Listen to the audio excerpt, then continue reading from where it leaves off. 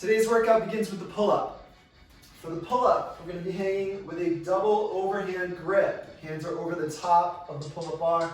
You've got about a shoulder width grip, hanging with straight arms. Your feet are off the ground. If you need to bend your knees, you do that. So when you pull, you want to lean back slightly, drive your elbows down and back, your shoulders down and back, get your chest to that bar if you can.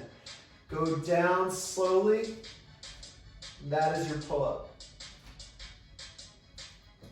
If this is difficult for you, a simpler version, a way to build up to that pull-up, you get a stool or a chair or a small table.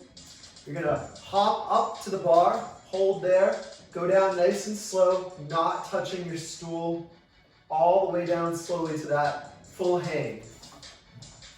You can make the pull-up more difficult. We're not doing a ton of reps today. You can use a dumbbell if you have that, put it between your thighs, and do the same thing, execute. Just squeeze it right between your thighs, pull all the way up to that chest of the bar. If you don't have a dumbbell, you could use a backpack, some sort of bag, strap to yourself, load it, do the pull-up. Our second movement today, we have a squat clean. The squat clean we'll be doing with dumbbells. We'll start today, and you should as well, warming up just with the squat. So we get the weights up over the shoulders. Our feet are in shoulder width apart. There are toes straight ahead. We pull our hips down below our knees. Those knees are tracking right over the center of the foot. We drive back up. Once you have that squat established, you're going to hang the weights at your sides, get your feet hip width apart. In the actual squat clean, we're dipping our knees, extending up, hopping up, shrugging our shoulders up, pulling our elbows back, and pulling down into that full squat. Again, if you dip your knees, shrug your shoulders, elbows go back, you pull down to a full squat, hooking the dumbbells over the shoulders in that same position that you had when you practiced the squat. Now, if you don't have two dumbbells, you can get by with one dumbbell held horizontally, looks like this. You do a similar motion with a kettlebell. You can hold it by the sides of the horns.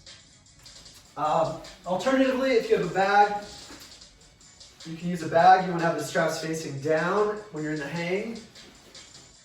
And it's the same motion, catching it right against your upper chest, against the base of your neck. The plate works similarly. Our third movement today is the bench dip. For the bench dip, you can use a table, you can use a chair. Anything else similar to that? You can have a seat on it, have your wrists right next to your hips. Your palm is on the edge of the table or the surface that you're on. You're going to extend your hips just barely off, legs out straight. From there, we're lowering down, leaning forward, bringing the elbows in towards each other. You don't want to flare them out. And then driving back up, pressing through the heel of the palm. We want to get so low that the back of the shoulder is below the top of the elbow.